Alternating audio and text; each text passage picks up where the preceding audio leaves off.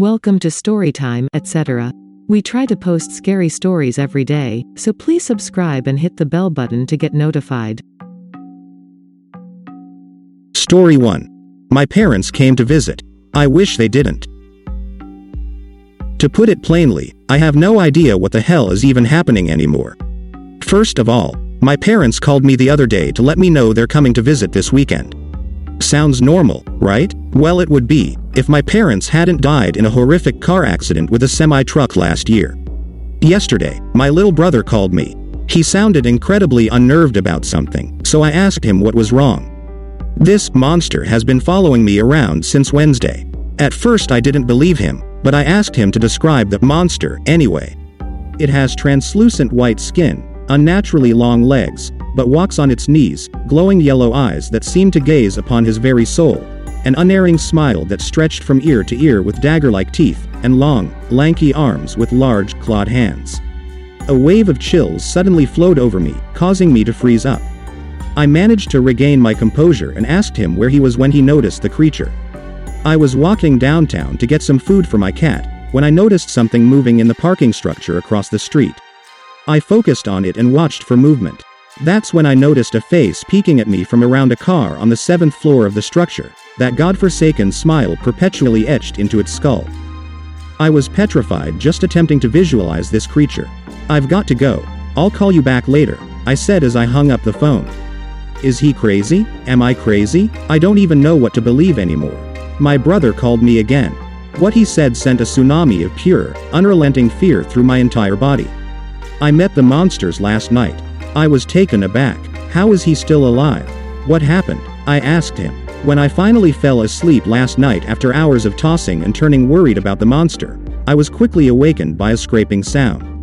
It sounded like nails on a chalkboard and sent goosebumps down my arms.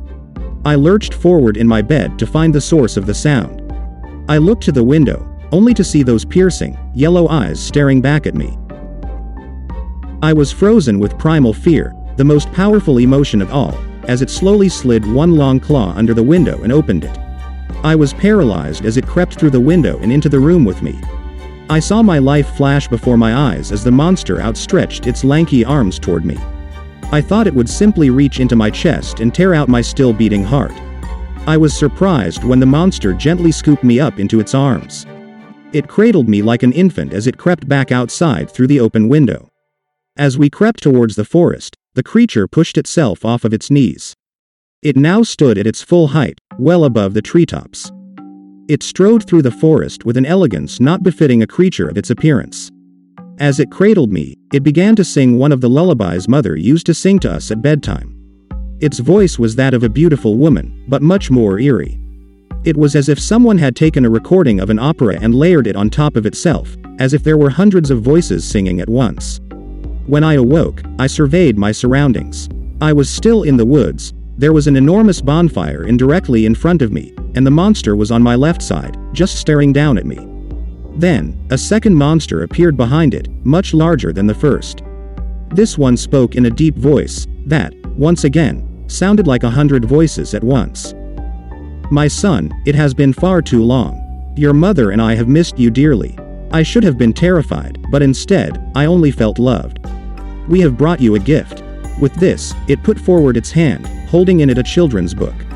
It was one of the ones our father used to read us as children.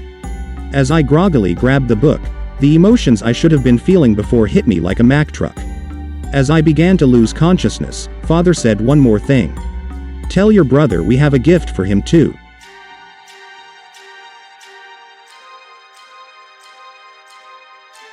Story 2. The Cottage in the Woods. Now this isn't a scary story, but more of a creepy one. My friend's dad's family used to live in the woods near Eureka Springs, Arkansas. My friend's uncle was the oldest of the 3 kids, and was allowed to explore the woods on his own, even though he was only about 9. One day he came across a little cottage nestled in the woods. He knocked on the door and was greeted by 2 old ladies. He promptly asked for some water, as he had been exploring for hours. The ladies invited him in and gave him milk and cookies and sat down and talked with him while he pet their white cat. They talked for a while, and they eventually invited him to stay for dinner and spend the night, because it was getting dark and he was a ways from home. His parents were pretty used to him being in the woods for nights without coming back, so he accepted without question. He spent the night without incident and returned home the next morning. He visited many more times over the next year, and one day, they told him that to bring his parents and brothers the next time he came. So the next week, the whole family embarked on the long trek to the cottage. When they arrived, however, they found the remains of a small cottage that appeared to have been abandoned for years.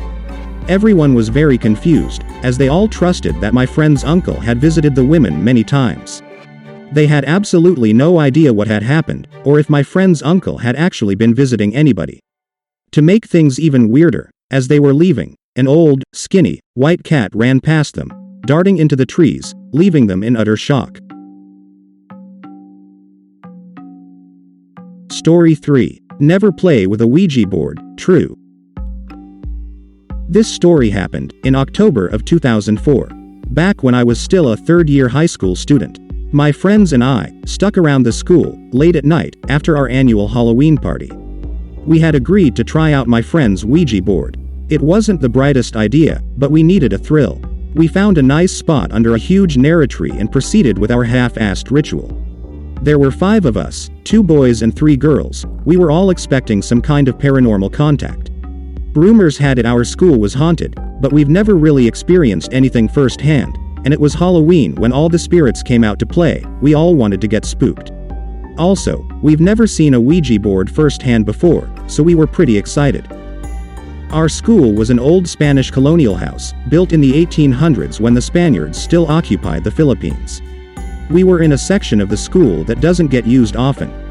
Located beside a creepy old Jesuit house, people only go there when they needed to use the restroom, store equipment on one of the sheds, or make out with their boyfriends or girlfriends. We sat down in the middle of an open space, with only an exposed bare bulb nearby illuminating the surroundings. We were all having a laugh, scaring each other with what-if scenarios. It was your typical dumb kids, doing dumb things. My friend who brought the Ouija board proceeded to place it in the middle of our circle. If I remember correctly, it was the glow-in-the-dark version, which we found hilarious. But it gave us the ability to see what was written in the dark. Not knowing what to do, and going after what we've seen in movies, we all proceeded to place our index finger on top of the planchette. We sat there looking at each other, until one of us said, "What's next?" We didn't know if there was a proper way to start the ritual, plus the board didn't come with instructions, so we decided to just throw in a question. "Is anyone there?" I called out into the darkness. "If there are spirits living here, please talk to us." One of the girls joined in. We clearly had no idea what we were doing. Still, nothing. Not even the slightest bit of wind. One of my friends jerked the planchette and the girl who brought the Ouija board screamed, breaking the silence. We all laughed at how ridiculous it was. After a bit of joking around, we decided to give it another go. We all placed our index fingers on the planchette once more and asked, "If there's anyone there, we would like to make contact." "Don't break the circle," one of my friends jokingly said. "Shut up," I whispered. We were just about ready to give up when the wind started to pick up. The stillness broke and the darkness around us seemed to move. Just a coincidence, we thought. "Okay, don't break the circle," I yelled out. "Is anyone there?" I was excited. It was like a scene from a movie with dirt and dead leaves swirling around us. "Guys, I'm scared," my friend sitting beside me said. "My mom warned me about playing with forces we don't know." "Did you die here? Were you killed during the war? Are you the headless priest that roams these halls? Do you know Jose Rizal, our national hero? Are you a hottie?" My friend giggled. At this point, we were all throwing random stupid questions. "Nothing. This is bullshit. I don't want to do this anymore," my friend said, exasperated. We were all thinking the same. Just then a group of dogs, from the neighboring house, started barking at us through the chain-link fence. These 6 dogs were growling and showing teeth. We all screamed and without finishing the ritual, bolted right out of there. We didn't see each other until after Halloween break, and this is where the story gets creepy. One of the girls told us about a weird experience she had the night after playing with the Ouija board. She had gotten home late, after hanging out with her friends from the neighborhood, when she realized she forgot the keys to her house. So, she called her brother up, who was then still sharing a room with her, and what he said crept the hell out of her. He swore she was already home. He claimed to have seen her walk in a while ago, and that she looked really tired and saw her head straight to bed. Creepy. But no need to freak ourselves out, was all we thought. Besides, her brother must have just been tired and seeing things. But then my other friend started telling us about an encounter she had that Halloween night. She was going up to her room when the lights started flickering as she was ascending the staircase. Your typical horror movie visuals, shrug it off to faulty wiring. But just then she saw the door to her room open and a dark figure stepped out and stood atop of their staircase. She couldn't make out the entity's face, but she recounted that she couldn't move and felt utter dread as the figure stared down at her. No way. My best friend who just joined in the conversation said in disbelief. Something happened to me as well. He recalled that he was sleeping one night when he woke up feeling really uncomfortable. He described his vision as having TV-like static, and a feeling of heaviness surrounded him. He looked around the room and that's when he saw a bloody, charred face, with piercing red eyes, grinning at him through the window.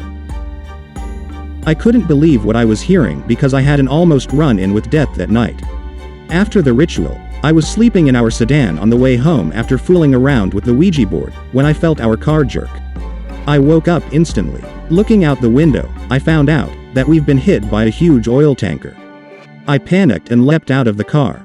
Luckily, my mom and I survived the crash since the front of the car was a total wreck. I still don't have an explanation why those things happened to us. But thank God nothing happened after that. I never played or gotten near a Ouija board ever since. Thanks for watching. Let us know your thoughts in the comments section. And please like and subscribe to help support the channel.